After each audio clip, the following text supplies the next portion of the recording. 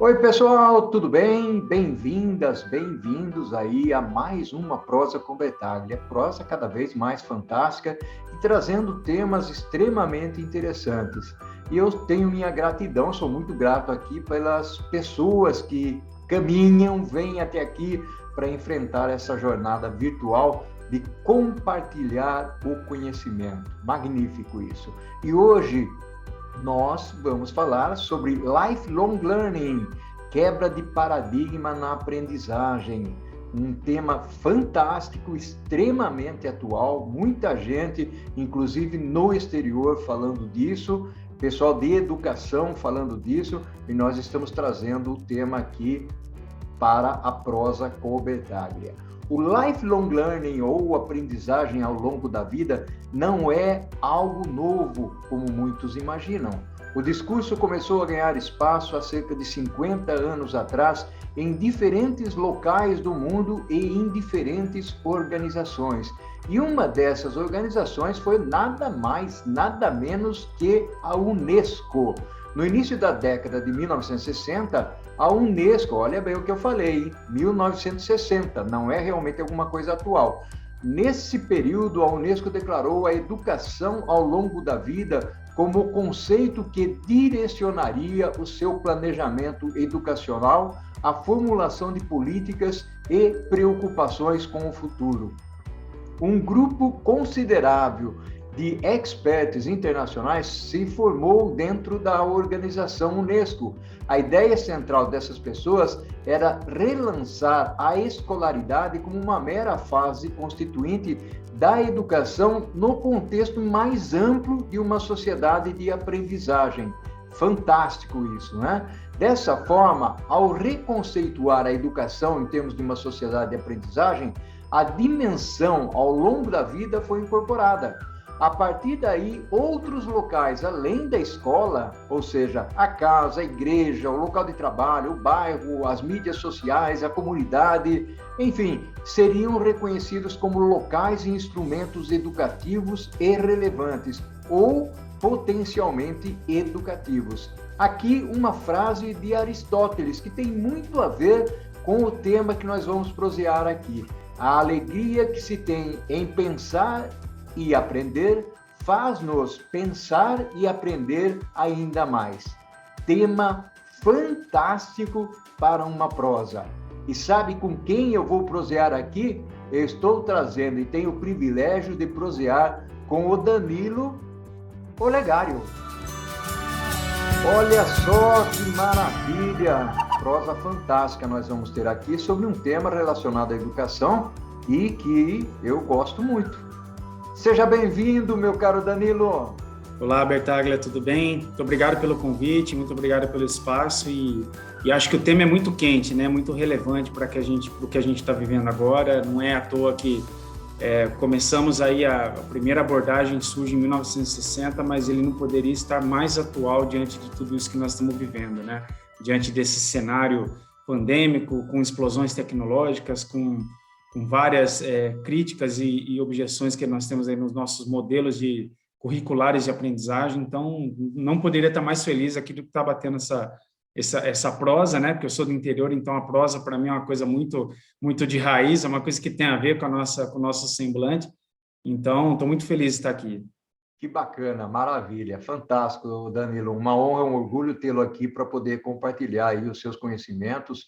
A sua jornada é uma jornada muito interessante, por isso que você está aqui, exatamente para falar sobre esse tema da educação. Você que assistiu lá a prosa com o nosso querido Morilhas, né? O Leandro Morilhas, que também é uma Grande pessoa amigo. fantástica, que luta aí pela educação. Seja bem-vindo, então, e vamos já começar a explorar o conceito aí. Eu queria que você contextualizasse, principalmente, meu caro amigo, a educação permanente, que é algo que a gente apregoa muito hoje em dia, né, Danilo? Sim. E o que é importante, assim, a gente esmiuçar, né, para o nosso telespectador é que, assim, esse conceito não é um conceito novo, não é algo que nós estejamos inventando a roda a partir de agora. Se nós fôssemos trazer para a nossa vida pessoal, para a nossa vida íntima, eu acho que é legal esse convite das pessoas, né? Eu sou da área de educação corporativa, o Bertaglia é de uma outra área, e várias pessoas de várias áreas com as suas estão assistindo esse bate-papo, mas venha com a sua persona, com o seu ser humano, né? No seu completo. O que eu quero dizer assim, venha no seu papel de pai, no seu papel de mãe, porque no dia a dia, isso tudo que nós estamos vendo, que a Unesco traduziu, ou que está muito em evidência, nada mais é do que aquilo que a gente aprende desde os nossos primeiros passos ali na nossa família, que aprender não ocupa espaço, né? Que o conhecimento não ocupa espaço. Então, essa ideia, esse conceito de educação que transcende o ambiente formal, né? Ou seja, quando você traz uma provocação de lifelong learning, não é muito exagero dizer que a gente não está matriculado numa escola o resto da nossa vida, né? E que as fontes de aprendizagem, ou seja, os elementos que estimulam nós a aprender algo que a gente não sabia, ou melhorar algo que a gente já sabia, mas sob uma outra ótica, ele transcende o ambiente escolar, ele transcende o ambiente corporativo, ele transcende o ambiente acadêmico, ou seja, a partir de um vídeo no YouTube eu posso aprender, a partir de uma troca de experiência com alguém mais novo, mais velho do que eu também posso aprender. E essa ideia, na verdade, é uma mudança de modelo mental, né, Bertaglia? Porque a proposta, o convite não se amarre, né? Eu acho que assim, numa tradução bem livre, assim, não se amarre às suas verdades absolutas, porque a partir do momento que você é um sujeito cheio de verdades, você não tem mais espaço para aprendizado. E a ideia do lifelong learning é quanto mais a gente aprende, isso na verdade, se a gente for parar para pensar, o primeiro sujeito que falou de lifelong learning é até bem antes da Unesco, que é um sujeito chamado Sócrates, né? Só sei que nada sei. É um dos melhores analogia para que a gente possa apimentar a nossa conversa. Só sei que nada sei, né? Ou seja, o não saber é o primeiro passo para o saber. E quando a gente possui essa postura mental diante da vida, diante das pessoas, a gente exerce assim o que é de melhor na humanidade, que é exatamente essa troca, essa humildade intelectual de poder aprender aquilo, ter espaço sempre para que a gente possa aprender. Só uma breve comparação, a gente às vezes fala assim, por que a criança aprende muito mais rápido do que eu? É verdade. A criança hoje ela tem uma predisposição a um aprendizado mais acelerado do que o adulto. É claro que não é que o adulto não aprende, nada disso, mas o adulto, no via de regra, ele vai para um movimento de aprendizagem, num treinamento, numa escola da vida, que seja, ele vai meio que com a sua xícara cheia, né? E ele assume muitas vezes aquela postura do já sei. Sobre esse assunto, já sei, já ouvi falar, já ouvi essa prosa com Bertaglia, já sei o que é lifelong learning, então a gente assume muito essa postura. Como a criança não tem essa postura do já sei, né? Ela é uma xícara que está sempre cabendo um pouco mais de chá. Então, por isso que a criança aprende muito mais rápido, com mais velocidade do que o adulto, porque ela está com uma predisposição maior. Ou seja, o nível de curiosidade da criança, ele é maior do que nós adultos. A gente cresce por alguma razão, a gente acaba ficando meio bobão com algumas coisas, né? Meio donos de verdade, meio cheio de crença. E o convite do lifelong learning, o convite do aprendizado ao longo da vida, é justamente para que a gente deixa a nossa criança interior, né, com aquele senso de curiosidade por toda a nossa vida. Acho que, em suma, assim, para a gente fazer uma introdução, acho que é bem por esse caminho, né? Olha só que legal, que bacana. Eu estive lendo um artigo recentemente, o Danilo, muito bacana, que diz o seguinte, que é um artigo de uma revista americana, inclusive, mas ele diz que mais de 70% dos americanos, eles já se consideram dentro desse contexto do lifelong learning, né? O Brasil, a gente ainda patina, mas patina em função de algumas situações, né, Danilo? Ou seja, problema eu diria que o problema é muito mais estrutural do que qualquer outra coisa, e até de conscientização das pessoas com relação a isso. E quanto mais a gente divulga, conscientiza, mais dissemina o conhecimento, fala do assunto, eu acredito que as pessoas, de certa forma, começam a reverberar e a prestar mais atenção nisso tudo. E nós vivemos num mercado extremamente competitivo, onde aprender e ter conhecimento é uma condição importantíssima para ganhar empregos, para seguir na carreira, para se comunicar, ou seja, uma série de coisas. E aí eu gostaria que você desbravasse um pouco essa situação de que nós vivemos num mercado extremamente competitivo, isso todos nós conhecemos, né? Mas como trabalhar esse lado, principalmente fazendo um viés aí, ô Danilo, uma conexão entre essa educação permanente ou essa educação continuada, né, com a nossa situação social e profissional. Eu queria que você comentasse alguma coisa em relação a isso. Muito bem. A gente tem, assim, quando a gente fala do mercado competitivo, Bertaglia, eu acho que é muito importante nós fazermos também uma reflexão sobre essa nova economia que nós estamos vivendo no mundo, né? E aí não é uma exclusividade do Brasil, ou seja, a nossa geração, quando eu falo nossa, eu estou me incluindo nela, né? Que nós viemos da geração industrial, da Revolução Industrial, que passou por todo aquele processo onde o aprendizado em série, né? Por isso que a gente tem primeira série, segunda série, terceira série, porque essa é uma linguagem que vem do mundo industrial. Ele sempre foi assim você produzir conhecimentos, né, que pudessem ser repetidos, né? Então, portanto, isso é uma herança do Taylorismo, do Fordismo, de toda essa cadeia industrial, que é o que nos serviu muito para trazer a humanidade aonde nós estamos hoje. E aí surge nesses mercados emergentes a questão da economia, a questão da competitividade acirrada no mercado. Nós vivemos tempos em economias, e a gente sabe muito bem disso, onde a competição ela era um elemento extremamente assim agressivo, né? E quando eu falo era, não é no sentido no passado, porque nós ainda estamos vivendo essa economia. Só que o que acontece? Nós estamos percebendo que o mercado como um todo ele tem se preocupado com pautas que até então, até no final dos anos 90, por exemplo, não eram pautas relevantes no cenário corporativo, por exemplo, sustentabilidade, ESG, por exemplo, diversidade. Então, essas pautas começaram a borbulhar no mercado corporativo, fazendo com que, sim, existe sim a competição, e, na verdade, nós estamos nessa passagem, né, da competição para a competição, que é o quê? É a competição com a cooperação. Uhum. Nesse contexto, eu, como empresário, eu tenho que cooperar com o meu concorrente. Se eu quiser sobreviver, se eu quiser ter capital, se eu quiser chegar nas pessoas, se eu quiser fazer com que o meu produto, o meu serviço fique em evidência na economia, que tenha resultado, eu preciso competir naturalmente, porque há uma competição, mas eu também preciso partir do pressuposto que muitas das vezes eu vou ter que ajudar o meu concorrente, eu vou ter que ser ajudado pelo meu concorrente, que essa é o novo padrão do mercado. Em outras palavras, Bertaglia, os nossos filhos não aceitam mais certas coisas que para nós passamos décadas e décadas, né, considerado como normal, né? Se você tem uma empresa hoje que você tem elementos suficientes, objetivos que indicam que aquela empresa compactua com valores que são totalmente contraditórios aos seus valores, trabalho escravo, é uma empresa que propaga preconceito, estou dando alguns elementos aqui para a gente, né, poder aquecer a prosa.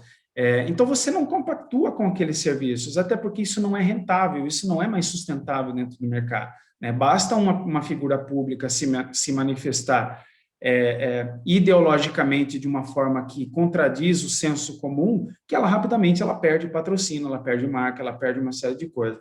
Bom, diante dessa nova economia que nós estamos vivendo, né, onde o serviço, onde o olhar para o outro, onde você perceber que o indivíduo, ele é um indivíduo e ele precisa ser tratado na sua individualidade, não simplesmente na coletividade como um número, isso faz com que empresários, faz com que as empresas precisam remodelar até o seu jeito de operar, de trabalhar, de liderar, né? Eu trabalho muito com programas de liderança e o que a gente mais tem discutido nesses últimos anos, inclusive em função da pandemia, é esse novo olhar do líder para pessoas.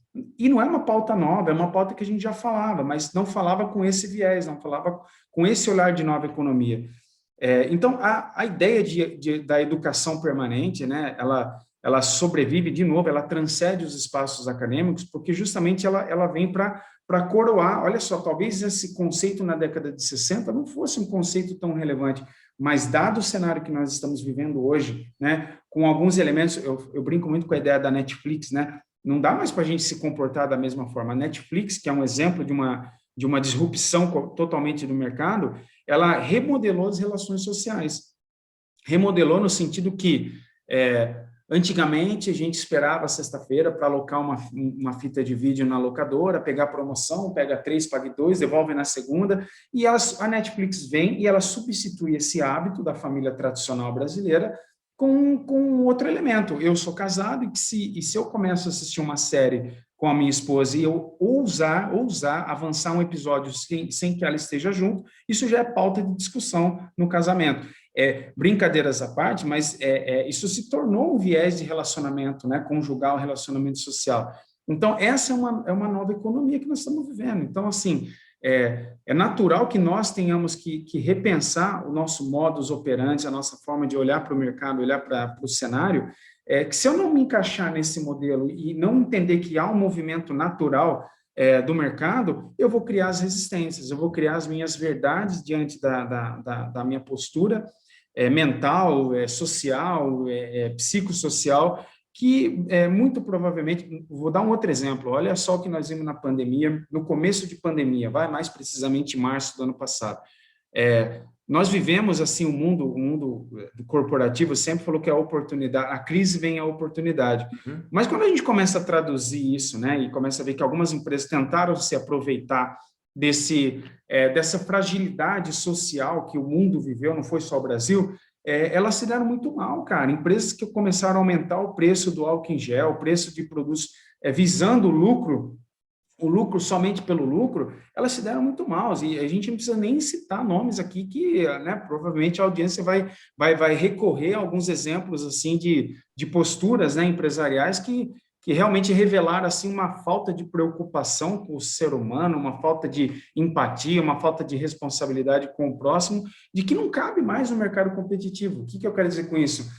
A postura da competitividade pela competitividade, do lucro pelo lucro, ela está sendo muito repensada. E também não é exagero a gente falar que empresas como a própria Amazon, a própria Magazine Luiza, que elas foram na contramão desse senso comum, elas estão prosperando, elas estão com seus negócios hoje assim muito forte por conta dessa aproximação que ela faz com o público, né? Fantástico, Danilo, muito bacana, até porque você buscou uma correlação entre várias coisas aí, trazendo aspectos sociais e profissionais. Danilo, eu queria fazer o seguinte agora, a prosa está fantástica, muito bacana, eu queria parar, tomar uma aguinha, um cafezinho, e rapidinho nós voltarmos para o segundo tempo. E o que nós vamos fazer no segundo tempo? Porque aqui na prosa nós trazemos o problema, nós discutimos um pouco o problema ou contextualizamos um conceito, como é esse conceito da aprendizagem que estamos trazendo aqui, mas depois nós varremos um pouco também as dicas, trazemos as soluções, exatamente para as pessoas falarem, tá bom, o problema eu conheço, e agora o que eu faço? Vamos tomar um café, uma água e voltamos rapidinho? Bora tomar um café. Olha só, pessoal, que fantástica que está essa prosa aqui com o Danilo. Muito boa mesmo, trazendo uma reflexão muito atual sobre esse assunto, embora o Danilo já tenha dito aí que o assunto é bastante antigo, né? E até ele usou uma frase do Sócrates, eu sei que nada sei, uma frase fantástica. E, Danilo, vamos fazer o seguinte, meu amigo, gostaria de estimular um pouco as pessoas com relação à continuidade do aprendizado, dos estudos, do conhecimento. Então, eu queria aí que você permeasse um pouco do mercado, falasse das organizações de mercado, as instituições educacionais, a relação com a empresa, como é que fica a educação nesse contexto todo, Danilo? Bom, Bertaglia, vamos lá. Eu tenho acho que é um ponto de reflexão, né? Vou puxar um pouquinho para a área que eu trabalho, que é a educação corporativa, né? Então, assim, eu lido o tempo todo com esses elementos de como você estimular a aprendizagem, como você criar estratégias de aprendizagem. E o que a gente percebe nessa linguagem corporativa, né, mais especificamente nessa parte de educação? Por muito tempo, a gente viveu essa questão assim, da tecnologia. Nós estamos vivendo, evidentemente, por exemplo, esse canal é um canal que é uma herança de um efeito tecnológico. Você tem uma tecnologia e, portanto, você faz o bom uso dela. Mas mais do que discutir, né, essa tal transformação digital que a gente vive, né, e nós estamos vivendo até hoje, A principal mudança que nós estamos percebendo nesse mercado, principalmente da educação formal, da educação corporativa, é que nós estamos passando por um processo de transformação humana, cultural, né? No sentido de que as escolas convencionais, eu sou pai de 2 filhos, né? O Nicolas de 17 e o Matheus de 11, eles também estão passando por essa jornada de transformação no ensino tradicional, que se você pegar o ensino tradicional da primeira série, segunda série e o ginasial, ele basicamente, ele segue os mesmos moldes da nossa geração. Então, quer dizer, a escola formal, ela está passando por um momento de crise, né? Uma crise que eu digo assim, é uma crise existencial no sentido, o que eu vou trabalhar, o que eu vou promover na humanidade que seja relevante como pauta para a formação do indivíduo. Não só mais, não é que não saber as margens do rio afluentes, a Amazonas, não seja importante, isso é importante sim, mas a grande diferença de uma geração para outra e o que nós estamos vivendo na educação, e quanto mais rápido, né, os educadores perceberem isso, é que antes nós tínhamos um gap de informação, ou seja, para você obter uma informação, para você produzir um texto, para você estudar, você tinha que ir na biblioteca, você tinha que buscar a informação, ela não era tão acessível assim aos olhos, né? Não era tão acessível às nossas mãos. Hoje não, hoje você quer saber quais são as margens do rio Amazonas, você simplesmente dá um Google e você tem a informação. Então, o grande desafio do profissional de educação, né? E aí falando da educação, é assim, orquestrar esse equilíbrio entre informação, porque hoje nós vivemos o contrário, nós vivemos um excesso de informações, nós vivemos assim, uma avalanche de informações, que seja na cabeça do adolescente, seja na cabeça da criança, ou até mesmo do adulto, não podemos não nos colocar nesse nicho, isso causa um borbulho de informações entre o que é verdade, o que é fato, o que é mentira, o que procede, o que não procede, como ser profundo, como não ser profundo, que é uma das coisas que eu trago, inclusive, como elementos de estudo. Então, assim, esse equilíbrio entre o excesso de informações, né, com a transformação daquilo que de fato gera conhecimento, ele é o grande, talvez assim, é o grande diferencial hoje da educação moderna, da educação convencional. Um professor hoje, ele não vai perder o seu valor. Eu arrisco dizer, assim, sem medo de afirmar isso que eu estou dizendo, que o professor, o educador, o professorzão tradicional mesmo na escola, ele não vai perder o seu valor, muito pelo contrário, o papel dele vai ficar mais complexo, porque o professor antes pegava na mão, ensinava e tudo mais, mas hoje ele tem que orquestrar. Sabe por quê? Porque se você fizer uma analogia entre as crianças e os adultos, as crianças chegam nas escolas hoje com muito mais excesso de informação, porque tem Netflix, tem internet, tem tablet, tem jogo, tem uma série de coisas, do que na nossa geração, que a gente chegava mais ou menos lá com o programa da Xuxa e o programa da Eliana na cabeça. E essas eram os nossos estímulos sociais e de relação com o mundo exterior. Então, isso causa no professor um desafio de como equilibrar isso, de como que eu torno o meu conteúdo, quando que eu consigo orquestrar e ser atrativo nesse sentido. No mundo corporativo é a mesma coisa, nós competimos com outros elementos, né? O cara está aqui, mas ele está no celular, ele está fazendo várias coisas, até a produção de um programa de treinamento, de um conteúdo de treinamento, ele precisa ser minuciosamente pensado no jeito como as pessoas aprendem, e aí o jeito que as pessoas aprendem, Bertaglia, e aí que vem a grande maravilha do negócio, você tem provavelmente facilidade de aprender por um canal que você já elegeu desde pequenininho, seja lendo, seja ouvindo, seja trocando, seja interagindo, seja o que for. E eu provavelmente tenho outro, né? Como é que você equilibra tudo isso dentro de um ecossistema de aprendizagem? Você tem que ouvir as pessoas, né? Não adianta você lançar um programa de treinamento, lançar uma pauta, lançar e falar assim, ó, toma, engula, isso aqui é o remédio que a empresa está dizendo que você precisa fazer. Não funciona, porque as pessoas têm canais diferentes, e esses canais hoje eles foram amplamente estimulados por conta das facilidades que nós temos. Você não sabe trocar um pneu de um carro? Você vai no YouTube, você acha alguém no mundo que montou um tutorial de como trocar pneu de carro. Então, esse equilíbrio entre informações e conhecimento que é o grande desafio da educação continuada, né? Ou a educação ao longo da vida. Que bacana, que legal. Você buscou correlações entre vários elementos, vários fatores. Hoje em dia, nessa economia digital que nós estamos vivendo, Danilo, se fala muito de soft skills, de competências, de habilidades, e você trouxe aí alguns pontos e fez algumas conexões bastante importantes. E tem outros conceitos que vão surgindo ao longo da vida, né? Ou seja, alguns tipos de aprendizado. Existe aquele, inclusive, que eu estava assistindo uma palestra do Leandro Carnal, falando sobre o aprendizado, ou aprendizagem intencional, ou seja, você tem que querer aprender, tem que buscar aprender e buscar coisas diferentes, principalmente para a sua criatividade. Você citou aí o exemplo da sustentabilidade, da diversidade, né? Então, tem algumas características importantes que acabam, de certa forma, trazendo criatividade para as pessoas, né? Ou seja, o desenvolvimento da criatividade das pessoas.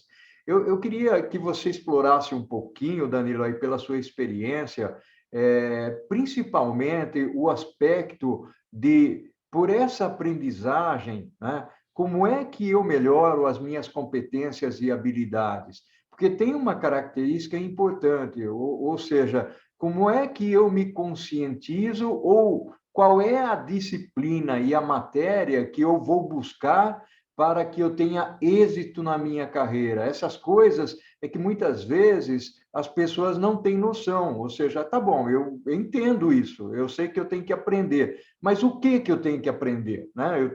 Eu sou de supply chain, sou de logística, eu tenho que focar só em logística? Eu tenho uma percepção diferente. Para mim, né, eu tenho que ter os conhecimentos colaterais para poder exercer bem a minha função e exatamente dar uma palestra, dar um curso, uma consultoria que seja efetivamente enriquecedora, que traga elementos externos para fazer com que as pessoas tenham uma reflexão diferenciada. Eu gostaria que você explorasse um pouco esse ponto, Danilo. Joia. Eu gostaria de explorar contando uma rápida história, assim, né? Uma analogia que eu sempre faço, que para mim, isso que você falou num ponto que é essencial, né? Que é essa capacidade de você aprender outras coisas e navegar também com propriedade em outras ciências que não só a sua. Eu, por exemplo, eu gosto de música, né? Eu gosto muito do rock and roll, né? E eu sou casado com a Raquel há 20 anos, que gosta muito do sertanejo. Então, você já imaginou que aí para dar liga tem que achar algum ponto em comum, né? E um dia, assim, faz tempo, bem antes da pandemia, ela chamou e falou, vai ter um evento num barzinho, vai ter um cantor lá, vamos lá, né? Legal, vamos junto com a galera. E nós somos na galera lá, e era um cantor sertanejo. Eu brinco com essa história que ela tem tudo a ver com o que a gente está refletindo aqui. Chegando lá, Bertaglia, o cantor cantando as músicas sertanejas, de raiz, as dos universitários, aquela coisa toda. Eis que um dado momento alguém no barzinho, que era um barzinho, né, convencional, assim, levanta a mão e fala assim, amigão, toca um Pink Floyd aí. E esse cara simplesmente começou a tocar um Pink Floyd do nada, assim. Ele saiu, né, de Chitãozinho, Chororó e foi para Pink Floyd. E aí, daqui a pouco, ele mandou o Queen, ele foi passando em mesa e pedindo as músicas, ele ia tocando aquilo que as pessoas iam pedindo e interagindo. Bom, por que eu fiz essa analogia? Porque assim a nossa vida, né, cotidiana, a nossa carreira. Eu sou especialista na área de educação corporativa, mas logo, para eu, né, me tornar uma pessoa acessível, uma pessoa legal de você prosear, eu preciso entrar na prosa dos outros, eu preciso entender um pouquinho de supply chain, quando eu falo entender, eu não preciso ser especialista nem ao ponto de ser ser um apaixonado por supply chain, mas eu preciso estar na mesma página. E como você está na mesma página? Ampliando o seu repertório. Quando você amplia o repertório, a mesma analogia do cantor, ele não deixou de ser um cantor sertanejo, mas ele transitou por outros estilos, né, por outras músicas, por outras ciências, e assim a mesma coisa na nossa carreira. A nossa carreira, via de regra, a gente acaba sempre indo para aquilo que é a nossa vocação, né? O que a gente gosta mais, o que a gente tem mais facilidade. Uns são melhores na exatas, outros são melhores na humanidade, outros são melhores em vários pontos, em tecnologia, né? E é óbvio que nós não vamos conseguir dominar todas as ciências, porque esse mundo ele é muito cheio de coisa, mas acho que assim, a grande sacada é você entender, primeiro, qual é a tua praia, o que tu faz, o que você gosta de fazer, e aí, assim, amigo, a minha avó, tem minha avó de 83 anos, ela sempre falou, você quer fazer o melhor pão da cidade, você tem que estar junto com o melhor padeiro da cidade. Não adianta você andar com o cara que é nadador, que você não vai ter argumentos para você poder fazer o melhor pão da cidade. Então, você precisa beber de fontes diferentes, né? Precisa extrair de fontes diferentes para que você consiga ter repertório. Hoje, uma pessoa isenta de cometer o que eu chamo muito, né, da tal das imbecilidades generalizadas, que é quando a gente coloca uma opinião e se nega a ouvir a opinião alheia, é justamente quando a gente está cheio de verdade, cheio de pontos, né? E sobre aquilo que eu acho que eu sei, sempre vai ter alguém que vai saber de um ponto de vista diferente ou sabe um pouco mais. Então, acho que a grande ciência, ou a grande matéria, né? E aí, você falou de soft skills, é uma coisa que eu trago muito forte isso nos meus estudos. Qual é olha o Darwin fazendo sentido na década que nós estamos na atualidade. Darwin já falava da adaptabilidade. A adaptabilidade talvez seja o soft skills mais importante para o nosso investimento. E a adaptabilidade, mas só que ela não pode ser assim em 10 anos. Por quê? Porque a velocidade com que as coisas acontecem hoje não permite com que a gente espere 10, 20, 30 anos para adquirir um conteúdo. Um exemplo muito, muito prático, isso já está caindo muito em discussão, são as próprias escolas formais. O cara hoje já se questiona muito será que um engenheiro precisa de 5 anos para aprender sobre engenharia? Ou ele tem hoje um recurso dentro das universidades? Porque algumas escolas na Europa e nos Estados Unidos já estão começando a quebrar essa barreira da formação, ou seja, eu não preciso esperar 2 anos para adquirir um determinado nível de conhecimento, mas eu posso navegar, inclusive, para outras áreas. Esse tipo de discussão, ele está cada vez mais emergente. Por quê? Porque essa disrupção que a educação está passando, e não está passando por uma competência da humanidade, Bertaglia, está passando porque foi nos imposta por uma adversidade da natureza, né? E isso está trazendo discussões que estavam em pautas para 2030, qual é o exemplo da inteligência artificial na educação, isso está se antecipando em função de uma adversidade da natureza. Então, quanto mais rápido a gente aprender sobre outras ciências, outras praias, navegar por outros oceanos que não seja o nosso, a gente fica igual aquele cantor sertanejo, né? Não preciso deixar de gostar de educação corporativa, mas eu posso e devo transitar por outras ciências. Olha só, meu amigo, que fantástico. E, Danilo, vou te dizer uma coisa, meu amigo. Nós estamos finalizando a nossa prosa, uma prosa fantástica, passou voando, né? Realmente passou voando, muito rápido, muito gostoso ouvir, prosear, né? Imagine se nós estivéssemos aí, né, na frente do outro, tomando um cafezinho ou mesmo um chopinho, né, Danilo? Meu amigo, ó, gratidão enorme para você, um abraço, né, virtual. Joia, Bertaglia, sintam-se abraçados virtualmente, a gente está nessa nova condição, né? Mas, de novo, a adaptabilidade é uma coisa do ser humano. Eu gostaria de fechar com uma reflexão que eu sempre trago em pauta, né? Às vezes você pode recorrer à Unesco, a Aristóteles, a Platão, a qualquer outro grande nome da sociedade para explicar, né, de uma forma mais didática o que é o lifelong learning. Eu gosto de recorrer à Dona Ana. A Dona Ana é minha avó, fazer uma reflexão, né? É uma senhora de 83 anos que ela me manda convite no Instagram. Ela me manda, ela compartilha comigo cases e ideias, né? E ela estudou até a 4ª série no Facebook. Então, a minha avó é um exemplo vivo de lifelong learning, né? Ela é a pessoa que materializa, né, na maior simplicidade, o que é ser uma pessoa disponível ao aprendizado, disponível sempre a buscar saber ou saber aquilo que você não sabe numa dosagem maior. Então, essa é uma reflexão que eu gosto sempre de trazer, porque a minha avó, com 83 anos, é uma pessoa ativa digitalmente, ela é uma pessoa ativa socialmente, e é uma pessoa que não tem medo de aprender. E quando a gente incorpora isso, né, o não medo do aprendizado, a gente assume a postura de fato, do eterno aprendiz. E isso, por mais que Gonzaguinha tentou trazer na música para nós, é a nossa vida, a beleza da vida, a grande matéria da vida é você não ter vergonha de ser um eterno aprendiz. Eu não tenho medo de envelhecer, sabe, Bertaglia? Eu acho que o envelhecimento ele é biológico, ele é uma condição que não depende de nós. Nós vamos envelhecer, cabelos brancos vão vir, cabelos vão cair, a gente vai ficar mais passadinho, faz parte da vida, mas a gente não pode ficar obsoleto. Obsoleto é uma escolha, né? Ficar obsoleto, ficar defasado é uma escolha. E aí, por fim, tem aquela peixinha lá do Procurando Nemo, a Dory, né? Que ela fala assim, quando você enfrentar um problema, continue a nadar. Quando você não encontrar a solução, continue a nadar. Então, talvez a melhor definição do lifelong learning seja continue a nadar, né? Continue a nadar independente das adversidades, independente das dificuldades que o mundo lhe impõe, e o mundo tem essa capacidade de te impor inúmeras dificuldades, mas continue a nadar. Maravilha, meu amigo, fantástico. Aliás, um grande beijo para sua avó, né? Ou seja, que sirva de exemplo para várias pessoas e que ela assista essa nossa prosa aqui.